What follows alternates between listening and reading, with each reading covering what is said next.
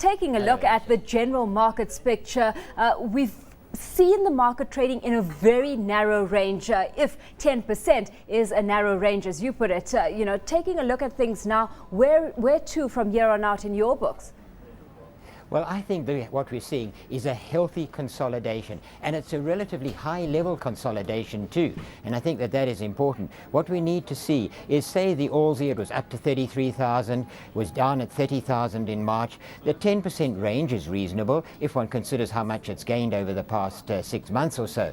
And also, I think if we look at valuations, we say at the moment, we look at the average price-earnings ratio on the Aussie, the all-share index. At the moment, it's about 15.5. The long-term level is 14.5. So on that sort of basis, it is still a little expensive. And one has to say, what sort of profit outlook are we having right now? I think that must be somewhat restrained. We've had a great recovery, but I'm not so sure we can sustain the level of that surge in momentum that we've had in profit growth. So I would say we need a bit of consolidation right now. And therein lying the danger of markets being priced to perfection. We had Francois Duplessis of Vega Asset Management at the desk earlier on in the week, and he was saying on the back of those Alcoa numbers that came through from the US, illustrative of just how and to what extent the markets are priced to perfection, where a slight disappointment sees quite a bit of a retracement, Ian. Yes, markets are very demanding at the moment. They're demanding as good as or even better than expectations. Just coming up to expectations doesn't seem enough. And I think where we have to look at the global, and particularly let's take the South African outlook, we're heading for a growth rate of say 3% or just over 3% this year. We've got to compare that with 3 to 4 years ago when the economy was growing at 6%, double the present expectation. So of course profit growth was far more impressive, and that has to be taken into account when we look at our expectations right now. And there's a similar sort of situation in the US. They've had their big recovery on inventory rebuilding, but the overall economy depends on consumer spending for 70% of total activity. That's not coming through. So I think that we should, the market perhaps, and you say price to perfection, is expecting too much right now. Let's bring it back to home ground here, because certainly the consumer seems to be supportive of a company like Clicks. We had that company out with numbers today, and in line with expectations, seeing that double-digit growth, 22% year-on-year growth coming on there. What have you made of those numbers?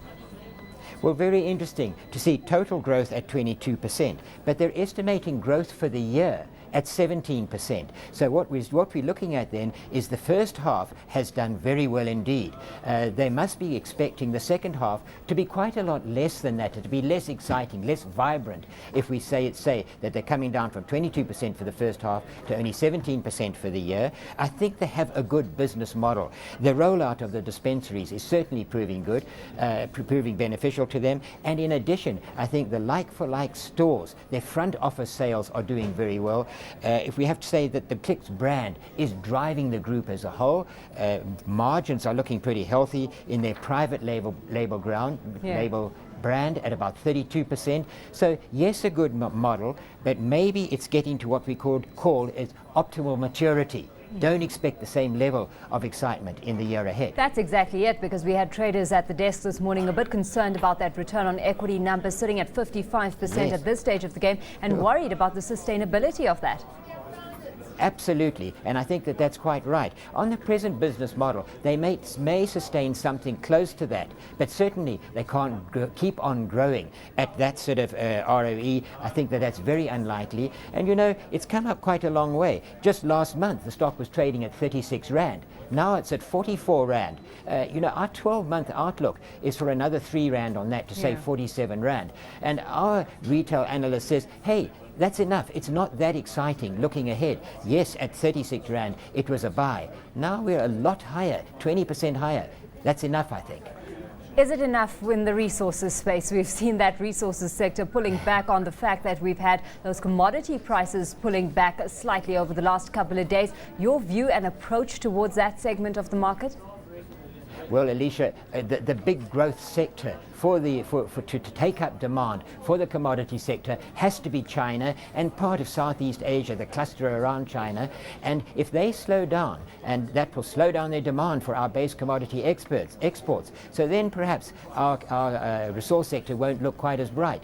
But you know, they've been talking about slowing the economy. They've raised interest rates, they've raised banks' capital requirements, and so they've slowed it from 11% year-on-year growth to 9% year-on growth. If they sustain at anything like that sort of level, then, well, we may not have quite the same growth in demand as we've had over the last year, but there will be reasonable demand. But China has to sell their goods to somebody, and unless they're seeing ongoing recovery in the US and in the Eurozone, and there must be a big question mark to that, it may be doubtful. So I would say resource sector also pretty fully priced right now. Especially where demand is just one side of the coin, Ian. We've had mining production data out today, and yes, total mineral production rising 2.8%, but gold output falling back 2.3%. So in terms of supply, it's a market here in South Africa that's facing some constraint.